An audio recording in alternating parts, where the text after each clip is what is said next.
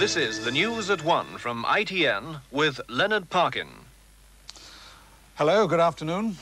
A search is going on in South Armagh for the body of Thomas Cochrane, the kidnapped part-time member of the Ulster Defence Regiment, whom the Provisional IRA say they've killed. Mr. Jerry Fitt, the West Belfast MP, has warned that the Northern Ireland people are near the brink of total disaster.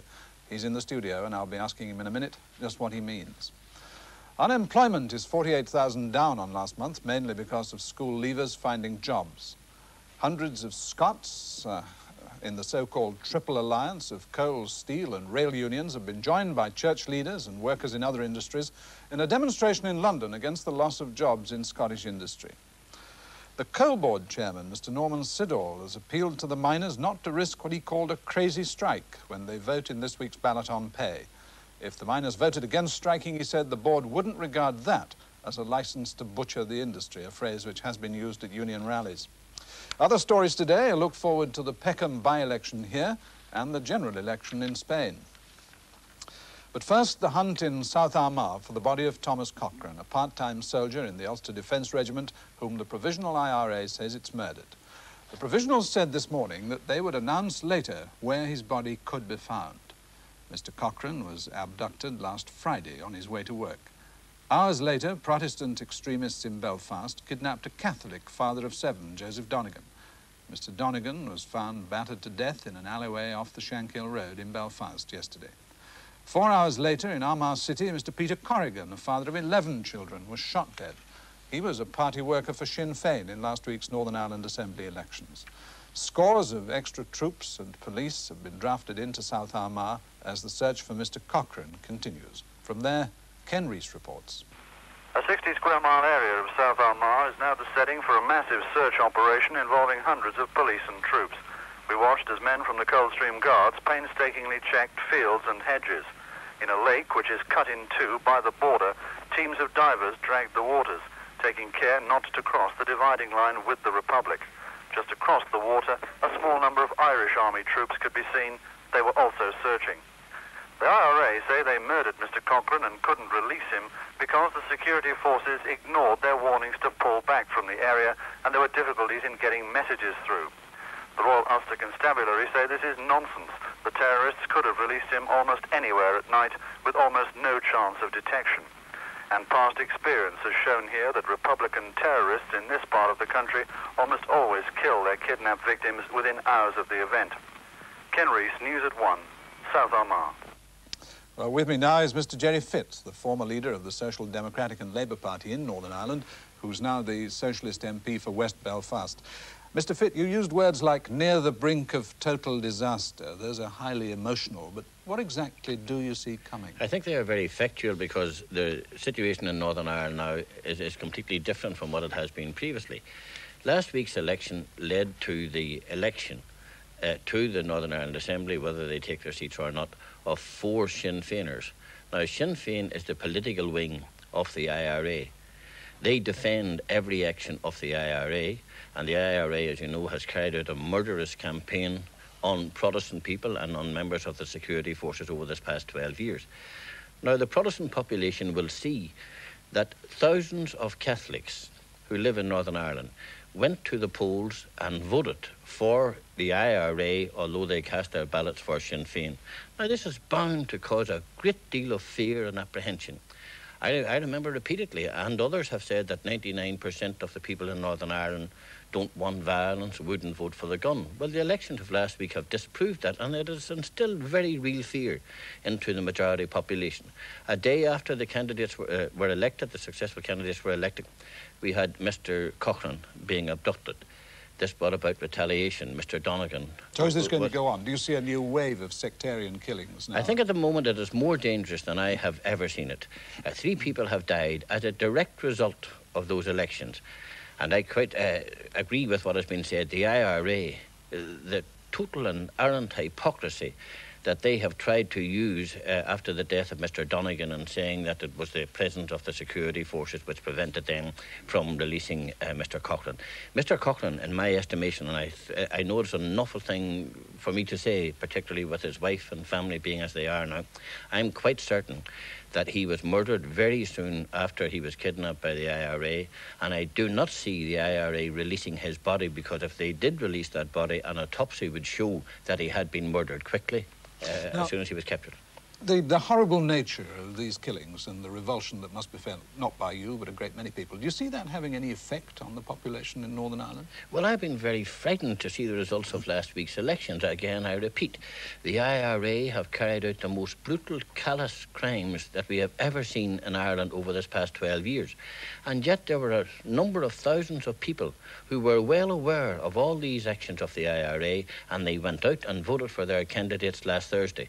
This is bound to cause great polarisation and to widen the very deep divide that exists between the Protestant and Catholic communities in Northern Ireland. Is the answer tighter security then? I don't think there is any security answer to the problem of Northern Ireland. I believe that the people of Northern Ireland will have to realise that with these three murders taking place so soon after the Northern Ireland elections, with the election of the Sinn Féin candidate, if they allow this trend to continue, it could lead to total disaster for the whole population of Northern Ireland. Jerry Fitt, thank you very much indeed. The number of unemployed in Britain fell by 48,000 last month compared to the September total. It now stands at 3,343,075, which is 13.8% of the workforce. The fall is due to a reduction in the number of school leavers out of work, but the number of adult unemployment continued to rise. Here's our industrial editor, Giles Smith. Although this is the first fall in unemployment since May, and therefore should be welcome news, it isn't quite as simple as that or as encouraging. Hardcore adult unemployment rose during the month by 33,000, and the fall in the figures is caused entirely by more than 80,000 school leavers leaving the jobless register. Now, this doesn't necessarily mean these school leavers have actually found jobs. They may have gone on to special training schemes like the Youth Opportunities Programme. The government can't say how many of the 80,000 found real jobs, but it is thought the majority didn't and have simply gone into one of the special schemes that take them off the register. All these measures are now keeping 365,000 people who would otherwise be unemployed out of the figures. That's a big jump of 50,000 on the previous month, and it's a fair bet that most of that increase in school leavers is going to the Youth Opportunity Scheme. The Employment Secretary, Mr. Norman Tebbit, said the news was better, but he added this month's fall eases but does not reverse the underlying upward trend. Indeed, the underlying trend is still up by about 40,000 a month, and although the next few months may only see slight actual rises, there may well be some more big jumps in early next year, probably pushing the figure to a new psychological point of 3.5 million. John Snow is moving to the northeast, where the problem of unemployment among young people is particularly severe. He sent this report from the Southwick district of Sunderland. Austin Pickersgill's shipyard dominates the rooftops of Southwick, a community of 12,000 people, only a quarter of whom ever see a weekly wage. The shipyard itself, 200 yards from the houses, is the pride of Tyneside. Not a single job has been lost to the recession. There's at least a year's work still in hand for the 2,900 who work here. But shipbuilding is a highly skilled job, and few of Southwick's children can ever expect to work here. Skilled men from other yards that have dwindled and died elsewhere fill any of the jobs that ever do become vacant, and only the excellence of the yard's record keeps these men in work.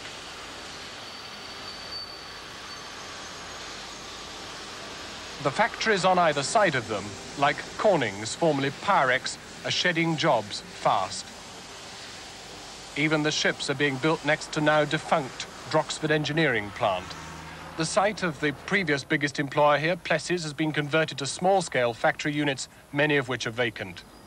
Southwick is a part of Sunderland and contributes to the town's total of 6,500 unemployed young people between 16 and 20 years of age, for whom yesterday 120 job vacancies existed. So great is the joblessness that on Marley Potts and the Squares estates, whole streets like this one have only one wage earner in 30 families. The horrifying statistics on Tyneside are known to the government. So bad is youth unemployment here, at 62%, that extra youth unemployment training schemes, YOPs, have been laid on to try to sap the wastage. But with the recession here 5 years old, unemployment is now a way of life. It is not unusual for a 20-year-old to have spent all his working life on the dole. Typical of these lads, each still jobless despite having participated in every YOP scheme he's allowed to. So you've done every scheme you can do, and you're still unemployed at the end of it. Do you have any prospect of getting a job? No. What about you? No, not at all. It's more or less the same as what he said, you know. Government scheme for 6 months, then another one for a year, and then maybe they keep you on for 2 months after that, you know, after that one, but that's about it. And still no prospect of work? I've been on the door for about a year and a half now. A neighbourhood youth centre tries to provide help and hope. The young who come here are remarkably resilient, but morale is under threat. Well, there's no future, nothing really, is there? For us, who's unemployed. I mean, if you want to settle down, you haven't got the money to settle down. And I mean, people think it's easy for us to go to these places and get money off them, but it's not. I mean, we've all got our pride. Some have simply decided to start families in the knowledge that their children will not benefit soon from even the hope of a wage. Easter is when Southwick's next big batch of children will leave school for the world outside. The Assembly Hall windows ask a poignant question. John Snow, News at 1, Southwick on Tyneside. Hundreds of Scottish workers came to London today to demonstrate against the loss of jobs in Scotland. To the scale of bagpipes, they marched from TUC headquarters through central London. The Triple Alliance of coal, steel and rail unions, led by Mr Mick Magahy, the Scottish miners' leader, was supported by other unions and by local authority officials, church leaders and Scottish Labour MPs. They marched to Westminster Central Hall to hear an address from the Labour Party leader, Mr Michael Foot. Later, they'll lobby Parliament and hand in a letter at 10 Downing Street bearing 30,000 signatures. The chairman of the National Coal Board, Mr Norman Siddall, today appealed to the miners to vote against going on strike in the ballot being held this week by their union. And he criticised the union leaders for linking the pay dispute with pit closures on the ballot question. Mr Siddall said, "I give an undertaking that if there is a majority against the strike, we shall not regard it as a licence to butcher the industry." Well, that's a phrase that's been used at union rallies. Mr Siddall, who was speaking at the Coal Board Staff Training College in Newcastle, repeated his warning that even if there was a vote in favour of a strike, there'd be no more money for wages. The board has offered 8.2%, the union's seeking 31%. There are 2 days to go now before polling in the Peckham by-election, where Labour faces a strong challenge from the Liberal SDP alliance. Harriet Harman is defending an 11,000 majority for Labour in that South London seat following the death of the sitting MP, Mr Harry Lambourne. Our political correspondent David Rose reports on the seat that Labour must win if it's to restore its political fortunes.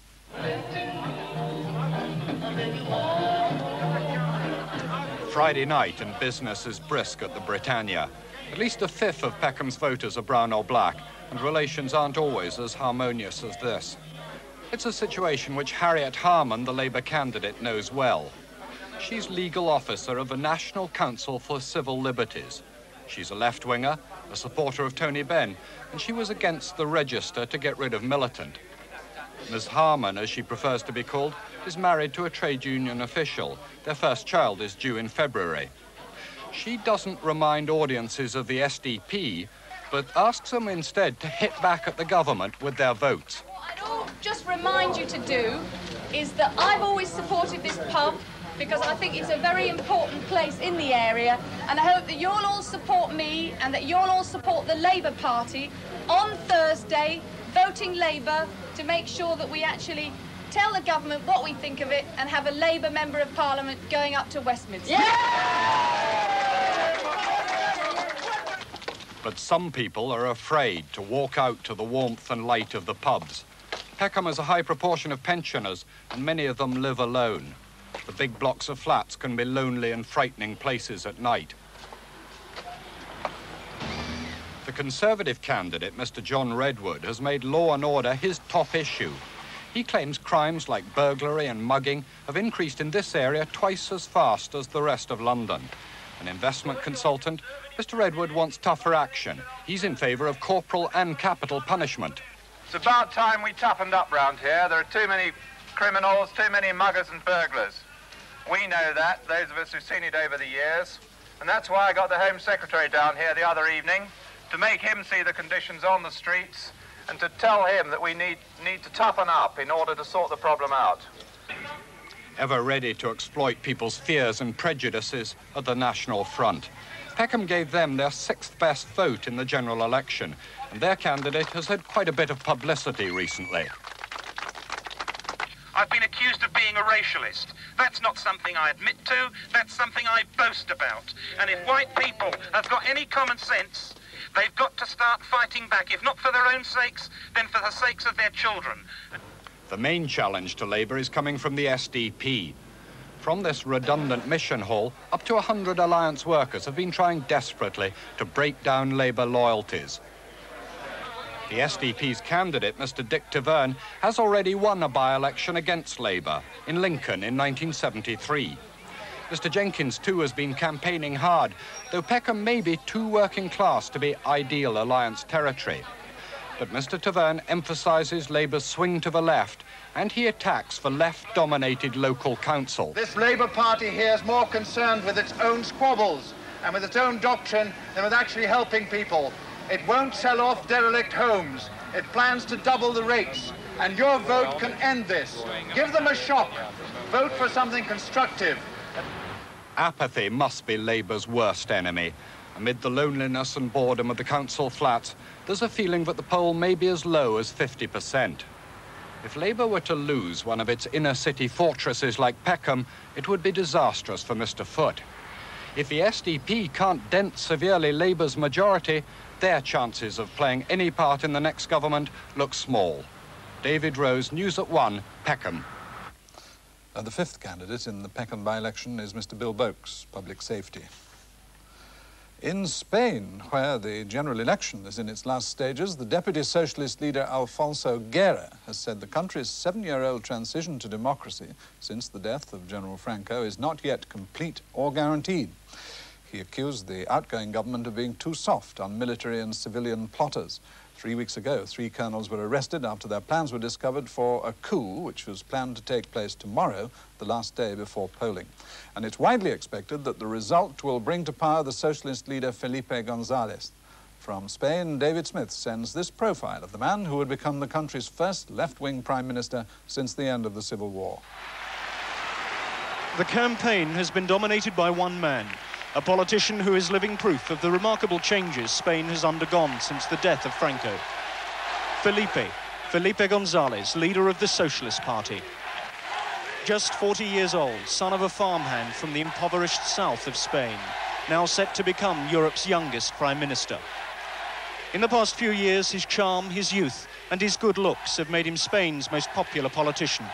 In the past few weeks of this campaign, he's converted that standing into votes by appealing to the emotions and the aspirations of the ordinary people who first voted for socialism nearly 50 years ago. Now Spain's working class looks to return a socialist to power once again, to a man who has risen from their ranks, but who has the knack of convincing them he's still one of them. González's emergence is an extraordinary personal tale of how the left in Spain survived Franco's attempts to destroy it. Just 8 years ago, his party was banned. He himself was a wanted man. With his wife Carmen, he was living underground in clandestinity. It's all given him a maturity beyond his years, a maturity that has enabled him to hammer home the issues and his policies during this campaign. Unemployment is the single most important one. At 16%, it's higher here than even in Britain, and unemployment benefit is meagre. For these people, González promises 800,000 jobs. Then there's inflation, 15% and rising, forcing the cost of living way above the average take-home pay of £75 a week. González promises tight price controls. A South Atlantic resident who joined the Royal Navy after a close encounter with a guided missile destroyer has been found a billet back home in Britain.